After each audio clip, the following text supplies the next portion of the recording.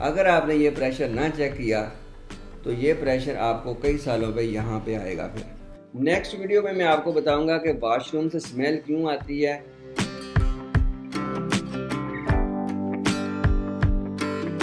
बिस्मिल्लाहिर्रहमानिर्रहीम, अस्सलाम वालेकुम नाज़रीन, कैसे हैं? उम्मीद है खैरियत से होंगे।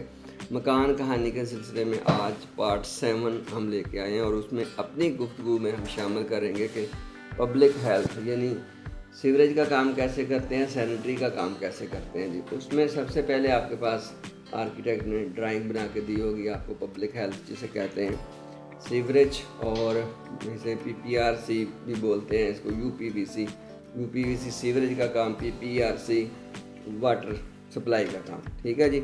उसमें सबसे पहले जो आपने इंतखाब करना है प्लम्बर का, और प्लम्बर आपके पास बेहतरीन होना चाहिए। आपने रेट शेट नहीं देखना उसको आपने देखना है कि उसके पास मशीनरी कैसी है, यानी उसकी जो टूल किट है वो अगर ज़बरदस्त है और उसने अच्छे काम किए हुए हैं तो इसका मतलब है कि, और उसका रेट भी थोड़ा सा ज़्यादा होगा। कम रेट वाला कभी भी प्लम्बर आपने लेके अपने साइट पे आना ही नहीं है, वरना आपका सारा काम ख़राब कर देगा।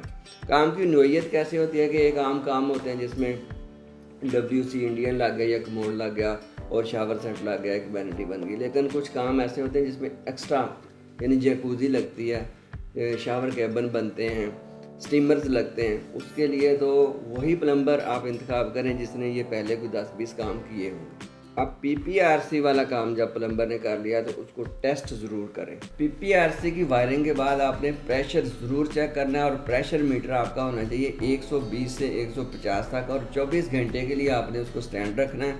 अगर आपने ये प्रेशर ना चेक किया तो ये प्रेशर आपको कई सालों पे यहाँ पे आएगा। फिर प्रेशर मीटर डाउन आता है तो इसका मतलब है कि कहीं ना कहीं कोई मसला है, तो उसको रीचेक करें।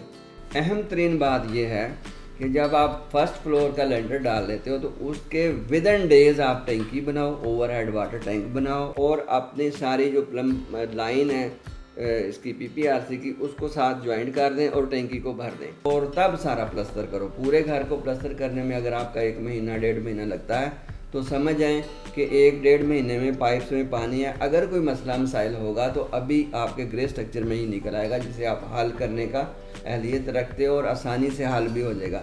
वरना क्या होगा, जब आपकी टाइल लग चुकी होगी, जब आपका मार्बल लग चुका होगा, जब आपका पेंट हो चुका होगा, वुड वर्क हो चुका होगा, तब अगर आपने टैंकी से पानी छोड़ा तो तब मसला निकला, तब आपके लिए एक दर्द सर बन जाएगा और उसको रिमूव करने के लिए आपका बहुत सारा पैसा भी ज़ाया होगा। जैसे कि मैंने आपको बताया, जो PPRC लफ्ज़ मैंने बोला है ये वाटर सप्लाई, गर्म एंड ठंडा वाटर सप्लाई है इसमें सारा।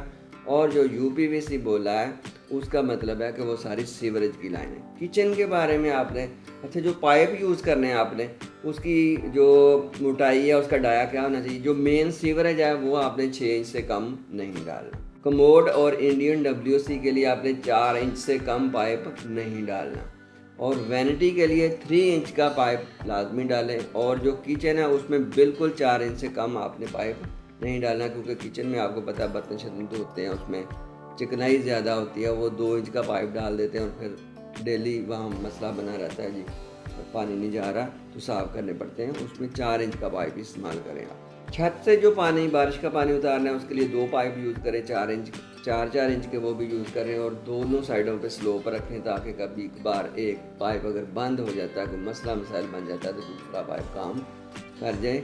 लेकिन 2 पाइप आपने लाजमी रखने हैं। मटीरियल में 3 ग्रेड आते हैं। एक को कहते हैं जी B ग्रेड, और एक को कहते हैं जी नॉर्मल रेंज का यानी A ग्रेड, उसे A ग्रेड बोलते हैं, और एक C ग्रेड होता है।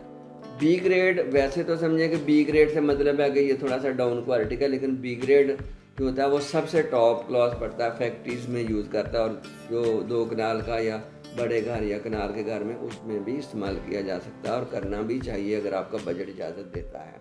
C ग्रेड मटेरियल बिल्कुल यूज़ ना करें, क्योंकि वो लोग यूज़ करते हैं जो 3-3 2.5 मरले के घर बनाते हैं, उनका बजट क्योंकि कम होता है इसलिए वो यूज़ करते हैं। लेकिन बड़े घरों में कभी भी C ग्रेड मटेरियल यूज़ मत करें जी। पॉइंट टू बी नोटेड जी, प्लम्बर के जो टूल्स हैं वो बहुत ही अहम किरदार अदा करते हैं। जो उसके कटर होते हैं, जो उसके हीटर होते हैं, समटाइम वो हीटर ख़राब हुए होते हैं, वो ऑटो नहीं होते। कंपनीज़ ने अपना जिस मटेरियल से PPRC के पाइप बनाए होते हैं उसका एक ख़ास टेम्परेचर होता है, उस टेम्परेचर से अगर ज़्यादा लगाएंगे, अगर उसका मीटर ख़राब है, टेम्परेचर मीटर ख़राब है प्लम्बर का, तो ज़ाहिर है उसको वैसे तो पता नहीं चलेगा कि कब तक वो गर्म पाइप हो गया, उसने निकाला और उसमें जोड़ा। अगर ज़्यादा हीट से जॉइंट लग गया तो फिर भी 1-2 महीने बाद वो जॉइंट खुल भी जा सकता है, वो ढीला भी पड़ सकता है, वो टूट भी सकता है। और अगर कम उसको हीट मिली है तो तब भी ऐसा ही होगा। पीपीआरसी के जोड़ लगाने के लिए जो हीटर है उसकी गेज सही होनी चाहिए, ऑटो होनी चाहिए, ताकि जैसे ही ऑटोमेटिक वो बंद हो वहाँ से निकाल के प्लम्बर वो जोड़ लगा दे। वो जोड़ कभी भी फिर ख़राब नहीं होता। ये आपने औजार उनके चेक करने हैं कि भाई आपके जो औजार हैं वो किस लेवल के हैं। इसके अलावा जब यूपीवीसी का काम हो जाए, यानी कि सीवरेज का काम हो, तो उस पर आप क्या करें कि एंड कैप लगाएं एंड पे और पाइप्स को एक दफ़ा पानी का भर दें और छोड़ दें, उसको 2-4 दिनों के लिए छोड़ दें और एक निशान लगा लें कि यहाँ तक पानी का लेवल है। अगर लेवल डाउन होता है तो आपको पता चल जाएगा कि कहीं ना कहीं से पाइप लीक है और फिर आप सर्च करके वो लगा सकते हैं। ये वो मेजर्स हैं जो मकान बनते वक्त आपने देखनी है। बाद में जब टाइल लग गई, जब मार्बल लग गया, जब पेंट हो गया, जब हर घर की तैयारी होगी, तो उस वक्त अगर इनमें से कोई भी मसला निकला तो आपके लिए परेशानी का सबब होगा। नेक्स्ट वीडियो में मैं आपको बताऊंगा कि वाशरूम से स्मेल क्यों आती है, किन किन किन बातों को इग्नोर करने से आती है, और अगर आ ही जाती है और आपका लाखों रुपया उस वॉशरूम के ऊपर लग चुका है तो उसको फिर स्मेल को रिमूव करने का, दूर करने का क्या तरीका है। आइंदा वीडियो के लिए इंतज़ार भी फरमाइए और इंशाल्लाह मुझे इजाज़त दें। अपना बहुत ज़्यादा ख्याल रखें। आपसे फिर मुलाकात होगी।